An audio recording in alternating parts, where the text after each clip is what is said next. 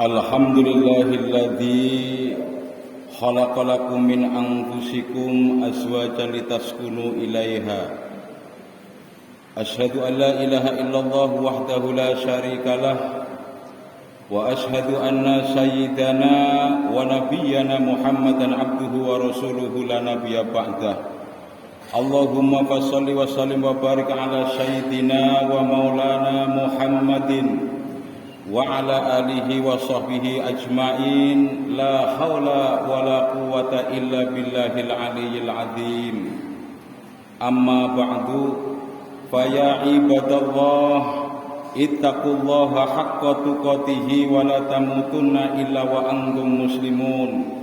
Saudara-saudara kaum muslimin jamaah Jumat rahimakumullah, marilah kita bersama-sama untuk senantiasa meningkatkan iman dan takwa kita kepada Allah Subhanahu wa taala dalam arti takwa yang sebenarnya, yakni menjalankan seluruh perintah-perintah Allah sebagai Tuhannya dan menjauhkan apa yang dilarang olehnya. Dengan demikian kita akan menjadi orang yang amat sangat beruntung di akhirat nanti. Al-jannatu u'iddat lil muttaqin, sebab surga adalah tempatnya orang-orang yang bertakwa.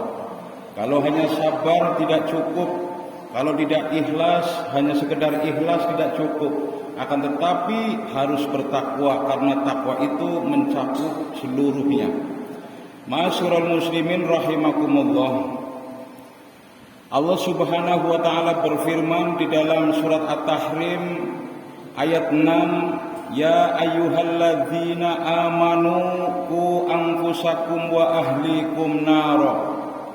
Wahai orang-orang yang beriman, selamatkan dirimu dan keluargamu dari api neraka, yaitu susunannya selamatkan istrimu dan anakmu dari api neraka.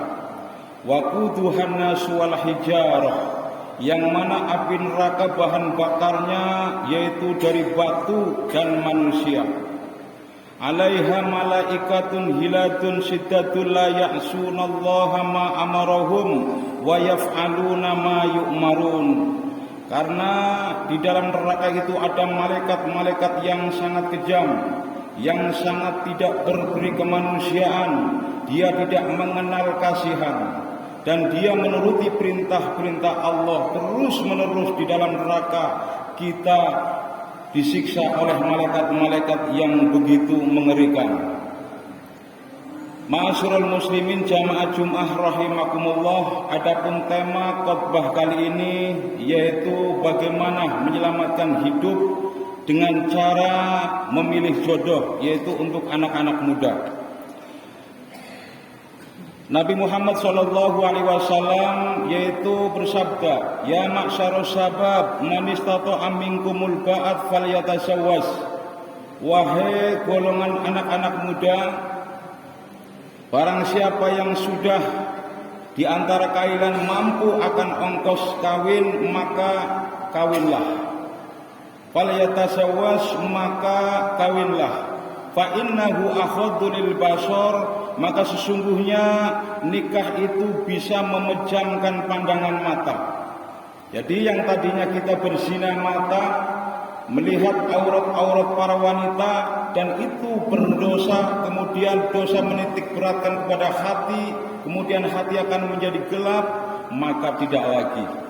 Kemudian yang kedua, wa ahsanu lil farji, karena dengan cara menikah bisa memelihara farji, yaitu dari pelacuran-pelacuran. Kemudian yang ketiga, wa malayam istatifa alaihi bisaum, tapi apabila kamu belum mampu memberikan nafkah lahir berupa, yaitu nafkah berupa sandang pangan atau nafkah batin, kamu belum bisa mengajari istrimu dengan aqaid 50, kemudian masalah haid, masalah nifas, masalah istihadah, maka kamu tidak boleh kawin. Fa innahu lahu wijaun, maka kamu harus bisaum, maka kamu harus berpuasa. Karena fa innahu lahu wijaun, yaitu dengan adanya puasa itu bisa merupakan obat baginya. Para hadirin jamaah Jumat rahimakumullah, Karena orang banyak tidak tahu, padahal nafkah batin itu jauh lebih penting ketimbang nafkah harta benda. Kenapa? Karena nafkah harta benda adalah mudah bagi Allah dan sudah pasti dijamin oleh Allah. Tetapi yang banyak tidak diberikan oleh kepada istri-istri kalian, yaitu mengajari bab haid, aqaid 50, awwalu ma wajibin alal insani, yang perlu ditanamkan akidah terhadap istri-istri kalian. Ini yang bisa akan menyebabkan kita bertanggung jawab di akhirat nanti masuk ke dalam nerakanya Allah Subhanahu wa taala. Para hadirin jamaah Jumat rahimakumullah. Jadi kalau kita apa resep untuk memilih jodoh kepada anak-anak kita? Kata Nabi, kalau kita mempunyai anak perempuan, yaitu memilih jodoh, yaitu ada dua. Jadi yang diberikan oleh Nabi, yaitu syarat ini jangan kita lalaikan, karena kalau sudah syarat pertama kita lalai untuk menjalani rumah tangga, tidak akan diberkahi oleh Allah Subhanahu wa taala. Syarat yang pertama kata Nabi, idza ja'akum man tardona dinahu wa khuluquhu fa'ankihuhu illa taf'alu takun fitnatun fil ardi wa fasadatun. Artinya bila orang yang agama dan akhlaknya kamu ridhoi dan melamar anak gadismu, maka nikahkan dengannya. Sebab bila tidak, kamu ditolak, maka akan terjadi fitnah di muka bumi dan banyak kerusakan di muka bumi. Hadis riwayat Tirmidzi dan Hakim. Jadi yang dimaksud hadis ini, kalau kita mempunyai anak gadis kemudian melamar seorang laki-laki, kemudian akhlaknya baik, agamanya baik, kamu praktekkan sholat. Jadi jangan kalau kita punya gadis, ada yang melamar, jangan hanya semata-mata karena pinter usaha. Soal usaha itu gampang, itu jaminan Allah. Yang terpenting kata Nabi, dites sholatnya. Bacanya dari pertama, kemudian dites secara istihadah, kemudian nifas, bab wiladah, kemudian bab fikih halal haram, kemudian ilmu tauhid aqaid 50. Itu nafkah batin yang paling penting sebenarnya. Kalau kita lalaikan syarat-syarat itu, melanggar aturan-aturan yang diberikan oleh Rasulullah, berarti di tengah-tengah perjalanan apabila ada ketidakharmonisan, kesulitan ekonomi, itu bukan ujian tapi merupakan azab dari Allah Subhanahu wa taala dan tidak diberkahi. Sebab itulah syarat-syarat Nabi sangat diberikan kepada umatnya agar kita itu selamat. Kemudian bagi laki-laki, syarat untuk memilih jodoh, kalau kita punya anak laki-laki, kata Nabi, tungkahul mar'atu li arba'in, nikahilah perempuan yaitu dengan 4 syarat. Yang pertama, limaliha, dengan hartanya. Kemudian wali hasabiha, yaitu dengan keturunannya. Kemudian wali jamaliha, yaitu karena kecantikannya. Tetapi kalau harta tidak ada, cantik tidak ada, keturunan juga kurang bagus, kata Nabi, wali diniha, karena agamanya. Fatbar bidatid turibat yadak, maka terpelihara, pilihlah yang beragama agar selamatlah dirimu, yaitu dari api neraka. Jadi seorang laki-laki kalau memilih seorang wanita, kalau memang tiga-tiganya tidak ada, cantik tidak, keturunan nggak bagus, harta nggak ada, yang terpenting adalah agamanya. Ini Allah Subhanahu wa taala ridho. Tetapi kalau bukan agama yang dipilih, karena kecantikannya, berarti di tengah-tengah rumah tangga kita nyari duit apapun, itu tidak diridhoi oleh Allah Subhanahu wa taala, bukan berarti ujian tapi adalah malapetaka. Ini yang kita kebanyakan dilalaikan. Sebab itulah para hadirin, yaitu agama itu sangat penting. Agama itu peranan paling utama mencapai hidup bahagia di dunia dan akhirat. Lalu yang terakhir, yaitu setelah berlaku di dalam rumah tangga, yaitu seorang suami harus bisa mengajari ilmu agama, mendidik terhadap istri-istrinya, termasuk di dalam bab haid. Yaitu biasanya bab haid seorang perempuan paling tercepat 1 hari 1 malam 24 jam, itu paling cepat, hitungannya 24 jam. Umumnya 1 minggu, kemudian paling terbanyak setengah bulan dan lebih dari setengah bulan darah istihadah, maka harus melakukan sholat. Apabila kita tidak mengerti seluruh dosa istri-istri kita, anak-anak kita, kita akan menanggung di akhirat nanti. Apabila kita divonis di sidang oleh Allah Subhanahu wa taala salah masuk dalam neraka, istri dan anak pun ikut semuanya. Nah, para hadirin, ini sangat penting. Kemudian yang kedua, yaitu seorang suami tidak boleh tidak cemburu terhadap istrinya. Harus cemburu. Jadi kalau istrinya berhias keluar rumah, kita harus mewaspadai. Kalau dibiarkan saja, kata Nabi, adalah dayus. Dayus itu tidak punya rasa cemburu terhadap istrinya, yaitu keluar rumah pakai perhiasan. Nah, dayus itu tidak bisa masuk surga. Jangankan masuk, baunya saja dari kejauhan tidak akan mendapatkannya. Kemudian yang ketiga, kewajiban kita sebagai seorang suami tidak memberi nafkah pada istri, ya, itu adalah berdosa, sandang pangan. Nah, kemudian memberikan nafkah berupa lahir, kemudian sandang pangan pun kita harus tahu secara fikih, yang syubhat, yang haram tidak boleh. Sebab kalau kita memberikan nafkah terhadap istri kita yang haram atau syubhat, sama juga memasukkan api neraka di dalam perutnya. Na'udzubillah min dzalik. Nah, ini yang perlu kita ketahui. Kemudian yang keempat, tidak boleh membenci istri-istri kita. Jadi kita itu tidak boleh membenci atau kita marah.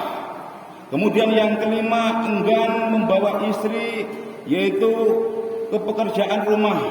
Jadi kita tidak boleh tidak membantu pekerjaan istri-istri kita di dalam rumah. Kemudian yang keenam, yaitu menyebarkan aib istrinya. Jadi menjelek-jelek istrinya di luar rumah, kelemahan-kelemahannya itu tidak boleh. Itu hukumnya haram. Kemudian ringan tangan pada istri, kita suka memukul, ya, dengan menyakitkan badannya, itu haram hukumnya. Kemudian yang kedelapan, bersikap baik pada orang lain tapi bersikap buruk pada istri-istri kita. Terkadang kita terlalu nyari muka terhadap orang lain, dengan istri kita keras, ya, tapi kita dengan orang lain yaitu baik. Nah, para hadirin, memang kelihatannya itu umum, tapi ternyata banyak sekali yang berat tanggung jawabnya sebagai suami, yaitu kelak di akhirat nanti. Sebelum kita kembali kepada Allah Subhanahu wa taala, hendaklah kita dandanin taubat nasuha, yang dulu memilih karena kecantikannya istri kita, yang dulu memilih karena kekayaannya bukan agamanya, bertaubat kepada Allah Subhanahu wa taala dengan taubat nasuha. Karena mau tidak mau, kita manusia akan kembali menghadap Allah Subhanahu wa taala dan akan mempertanggungjawabkan segala macam perbuatan. Mudah-mudahan dengan demikian khutbah yang singkat bermanfaat buat kita semua sebagai bapak. Kemudian kita punya anak, salurkan anak-anak kita ke agama yang benar, karena hidup di dunia itu hanyalah sementara, dan kebahagiaan di dunia hanya 20 tahun saja, yaitu umur 20 sampai dengan 40. Selebihnya itu sudah kita agak kesulitan.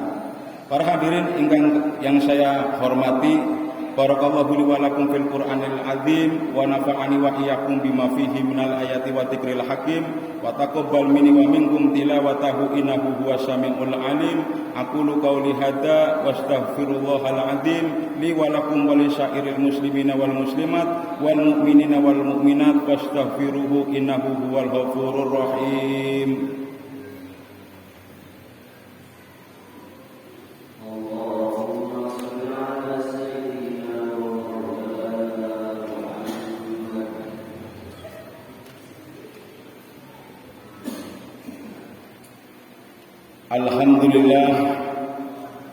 Alhamdulillahil mu'ayyadis sabirin bi'asisin nasrihi wa muyassiris syakirin bihamidis syukri wa muwaffiqil muhtarin lil qiyami bi amrih. Asyhadu an la ilaha illallah wahdahu la syarikalah wa asyhadu anna sayyidana wa nabiyyana Muhammadan abduhu wa rasuluhu la nabiyya ba'dah. Allahumma shalli wa sallim wa barik ala sayyidina Muhammad ibn Abdillah wa ala alihi wa sahbihi wa mawalah, la hawla wa la quwata illa billah, amma ba'du. Fa ya ayyuhan nas ittaqullaha haqqa tuqatih wa la tamutunna illa wa antum muslimun. Qala Allah ta'ala fil Qur'anil Karim, innallaha wa malaikatahu yusholluna 'alan nabi ya ayyuhalladzina amanu shallu 'alaihi wa sallimu taslima. Allahumma shalli 'ala sayyidina Muhammad wa 'ala ali sayyidina Muhammad kama shallaita 'ala sayyidina Ibrahim wa 'ala ali sayyidina Ibrahim wa barik 'ala sayyidina Muhammad wa 'ala ali sayyidina Muhammad kama barakta 'ala sayyidina Ibrahim wa 'ala ali sayyidina Ibrahim fil 'alamin innaka Hamidum Majid. Allahumma fir lil muslimina wal muslimat wal mu'minina wal mu'minat al ahya'i minhum wal amwat innaka sami'un qaribun mujibud da'wati ya qadiyal hajat.